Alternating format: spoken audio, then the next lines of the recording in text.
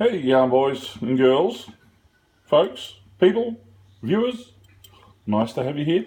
Okay, my name's Dieter and this is my Cooking with Dieter channel as we slowly build it piece by piece. And we're going to do some scrambled eggs and onion today. Nice and healthy. Okay, nice and easy too. I just made myself a mount to put this camera up over the top of my stove. It's a bit nifty. Little bit of steel bracket hooked into my fan over the top. There we go. All right.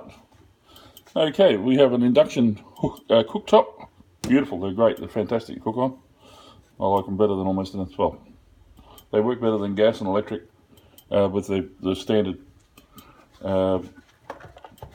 cooktops. The induction one's much better. It's almost, well, actually better than gas. It's more controllable. What we have, of course, for any good cook, if you're not using real butter, you shouldn't be cooking. Okay? Only natural is good. Do not use canola oil. Okay? Anybody using canola oil is stupid.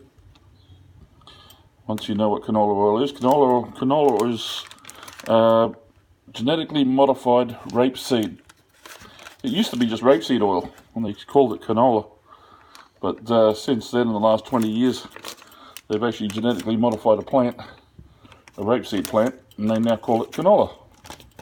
The canola plant, that's why they got photos of the thing, because they've actually made one. Okay, do not use canola oil. Okay, coconut oil. Okay, coconut oil is one of the best. The advantage here of all olive, you can get, I mix and match. There's my olive oil that I use. Okay, olive oil has to be a nice green colour, or should I say yellow, green tinge. But both, either oils, coconut oil or olive oil, whichever you prefer. I mix and match. Sometimes I cook with olive, sometimes I cook with canola, with the coconut, and usually 50-50, so however much butter I use the same in oil. Okay, and the advantage of that is that butter, as we know, burns when it gets a bit too hot. Okay, so does olive oil. Coconut oil doesn't. That's why you can use it for deep frying. Very healthy. Coconut oil is very good for you because it's got omega-12. Like you hear about all these omegas, omega-3, 6 and 9. Well, omega-3, 6 and 9 you can get just in flaxseed oil. Omega-3 you get in fish oil, or fish, providing it's fresh. You don't want it 6 months to 6 years old, which is what you get in the pill.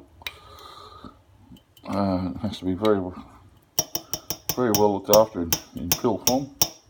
Don't know what it's like. Yeah, fish oil just doesn't last all that long.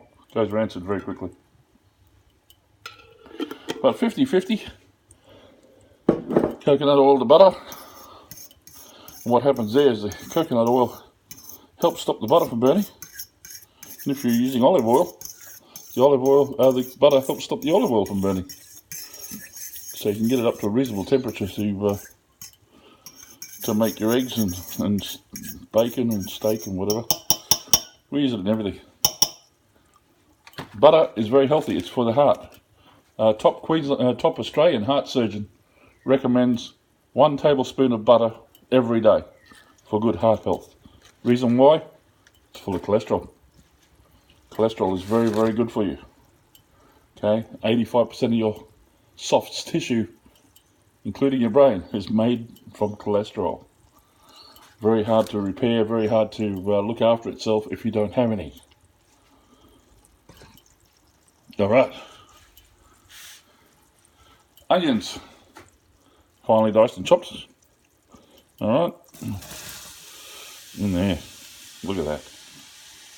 Beautiful, beautiful. Love onions. Onions are very, very healthy for you, just like garlic. But they don't have the side effects garlic has. Garlic actually slows the brain down.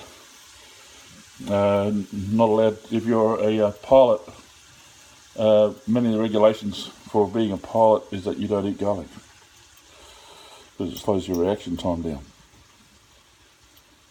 So they try and make sure that you don't eat much garlic, or preferably no garlic at all.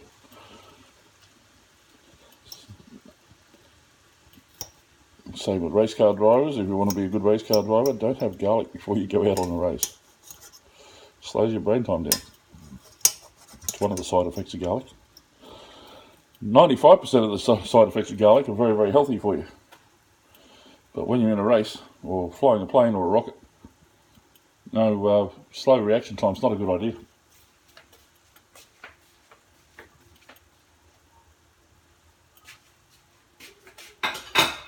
Now, what we need to do is add the soy. Okay, a little bit of colour. This is dark soy, so you don't put much in. It doesn't take much to get some colour, I tell you.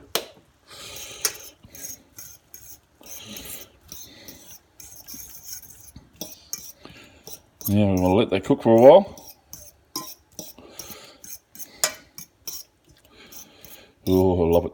Love to smell it. You guys can't smell it again. It's beautiful. Butter, coconut oil, onions, soy. Beautiful. Now, of course, Himalayan rock salt. Do not use table salt. Okay? Table salt no good for you. The reason why doctors tell you not to have so much salt is because table salt, mainly, because it's so refined, it actually has not just salt in it. Quite often it has salt, sand and glass. Or in some cases, so I've heard, salt, aluminium and glass. Now what happens is when that gets in the body, the glass scratches the blood vessels.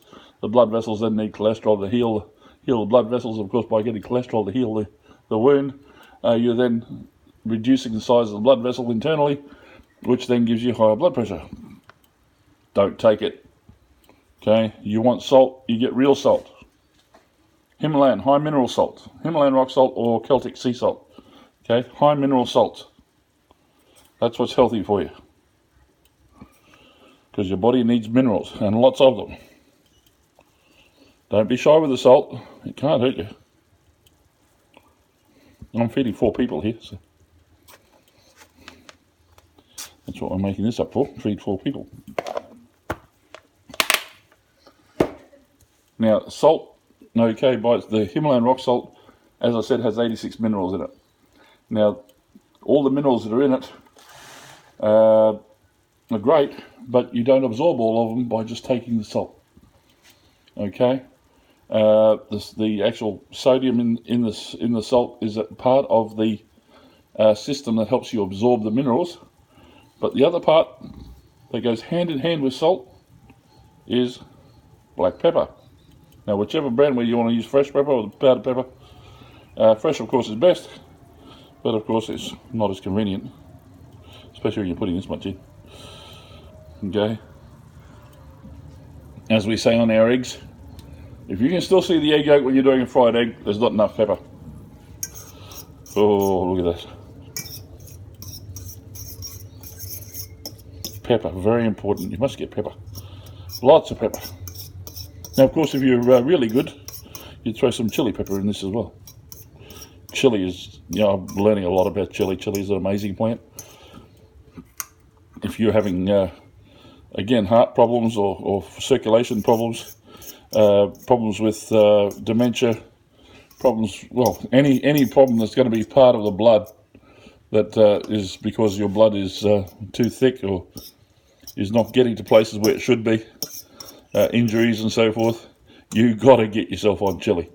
You got to get on cayenne pepper. As I've done a video already, 2 videos, is cayenne pepper. I take cayenne pepper 3 times a day, and I make my own tablets up. I take 3 to 4 tablets of cayenne pepper every day.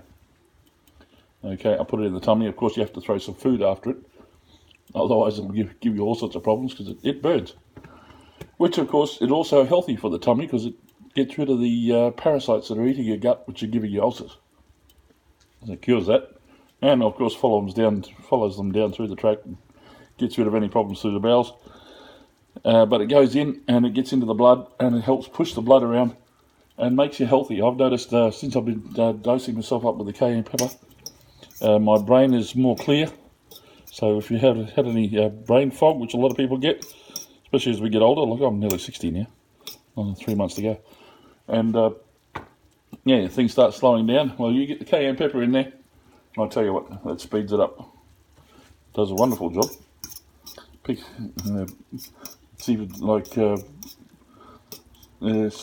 helps with the extra blood flow. It helps take more vitamins and minerals to the brain. And of course, with the coconut oil, which also goes through the brain barrier, the cayenne pepper can take all that and helps distribute it throughout the whole body. But the brain is where it's most important, and helps decalcify the pineal gland. So you need blood to do that. So you want to get rid of the problems from fluoride. Fluoride calcifies the pineal gland. Cayenne pepper, coconut oil, and minerals from the salt will help eliminate that and help get your brain functioning at a much better pace.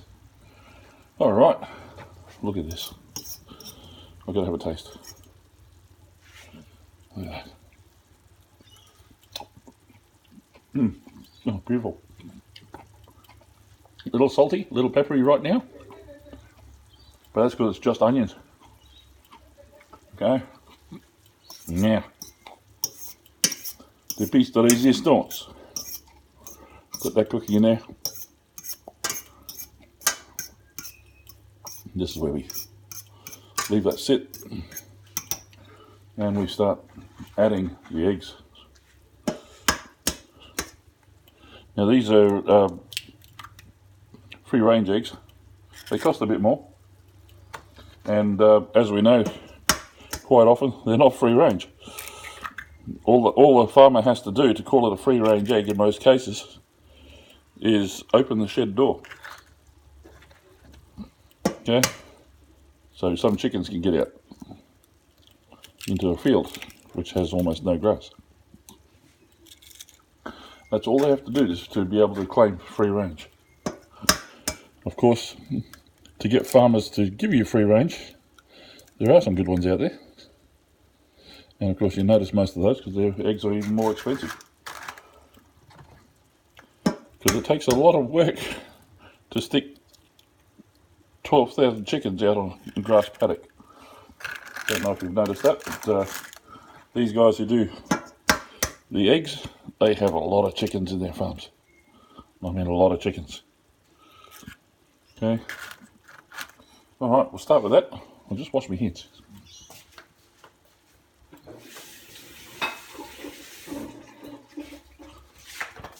No fun with egg everywhere. Always get eggs on my fingers when I'm doing that. Alright.